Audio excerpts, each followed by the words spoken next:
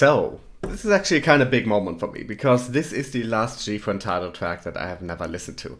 There's one other GFRIEND music video that I haven't watched yet, Sunny Summer, but I know the song.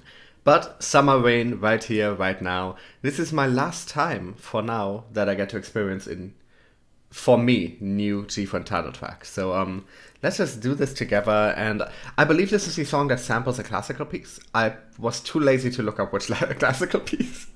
But either way, let's watch this together, and I'm excited as always, and let's start this in 3, 2, 1, now. Oh, that's a gorgeous shot.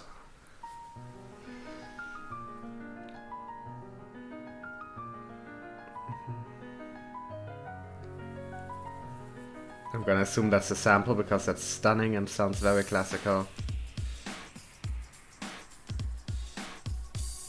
I expected a ballad.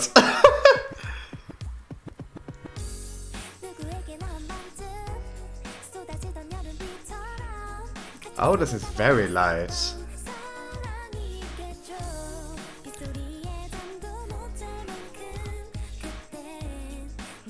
It sounds a lot like GFRIEND's early stuff, has that 90s R&B vibe.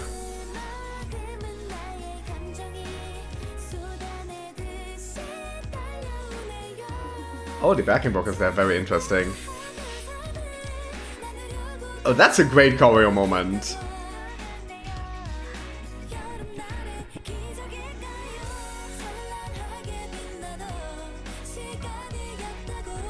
Oh, this is warm.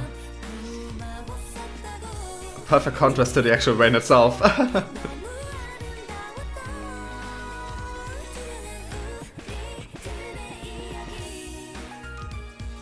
There the sample is again. A lot of interesting little instrumental touches in this track. I love pop songs built around classical samples. Love it. I'm a big fan of Sweetbox.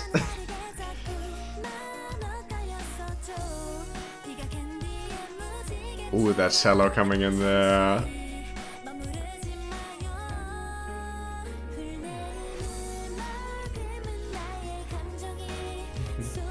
Yeah, they built classic 90s R&B around the classical sample. It's very nice.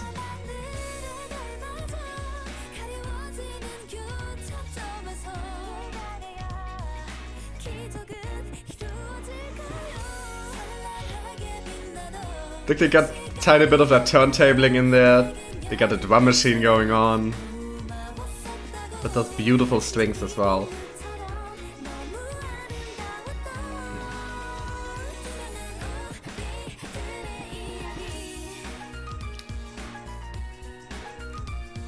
Oh, that is nice. Wait, wasn't that choreo integrated into another song as well, that same little moment there?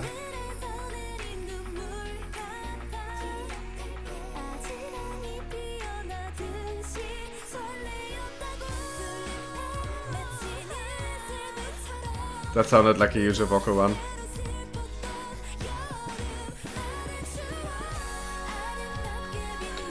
Oh my god, this has such a 90s R&B / idol pop feeling. Such a throwback.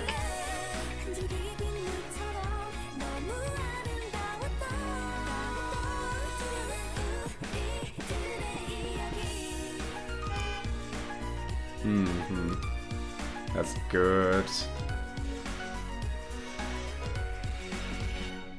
Oh. This song felt shorter than it was. Very interesting combination of genres here. They effortlessly mix together some genres we do not hear together. First up, idol pop and R&B. There's been some overlap, but love how we're getting a clear version of it here. Like, those genres have some overlap, but neither of them typically use classical samples or have such a focus on the strings. So, very cool. This builds on the early GFRIEND material from the first 3 albums in particular. No, I didn't mean to click on that. From the first 3 mini albums in particular. Has that same 90s R&B and idol pop influence. Not using the same instruments though. Like that distinctive 90s synth that a lot of the early tracks had. didn't hear it in here. Maybe I just missed it. But it had more of the general genre influence. Beautiful strings arrangement, beautiful vocal arrangement, especially the backup vocals that were almost inaudible. They sounded like they were instruments for a moment there, but nope, just very, very well used backing vocals. The sample is integrated effortlessly. If you didn't know this was a classical sample, you might not even notice. And that is how you can tell a really good use of a sample. It doesn't feel forced in, it feels natural. It feels like the song is naturally built around it. Built around the... essentially the sample was almost just going up and down scales, but in a very like playful, very light way. And the song really built around that. It's a very, very warm song, kind of contrasting with the image of summer rain itself. But the music video also kind of began in that rain and later on had the... that beautiful, beautiful sunlight after the rain ends. So very nicely put together. Vocals is always nice and clean. Very, very much in that exact middle ground where it's still danceable, but it almost feels like a ballad, which is something that GFRIEND in particular are really, really, really good at doing. Choreography also once again looked very nice. There were a lot of really evocative moments in there again, and one in particular where they were kind of symbolizing an umbrella together as a formation. Very cute, very sweet. Their choreographies are always beautiful and really, really, really use formations in a way that evokes a visual metaphor. And here they did it again. And yeah, music video, more straightforward than some of the others, but definitely also nice. I love this venue here, this location that they're using for the dance sequence. It's beautiful. I don't know what it is about it. It's just, this speaks to me on a personal level. Maybe it's like the urban explorer in me, even though this doesn't look like it's from an urban setting at all, but it looks like an abandoned like farmhouse or something, and I've just always been obsessed with that visual. So very, very cool, and it has a warmth to it.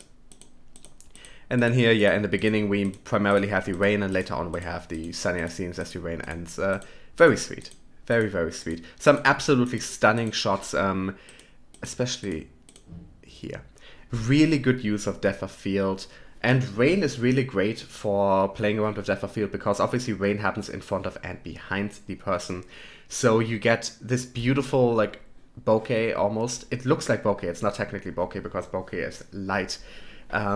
But here in the front, you have the raindrops falling, turning into these huge circles. Then perfect focus around here, and then the backdrop just completely out of focus. They used a lens here that has excellent f-stop.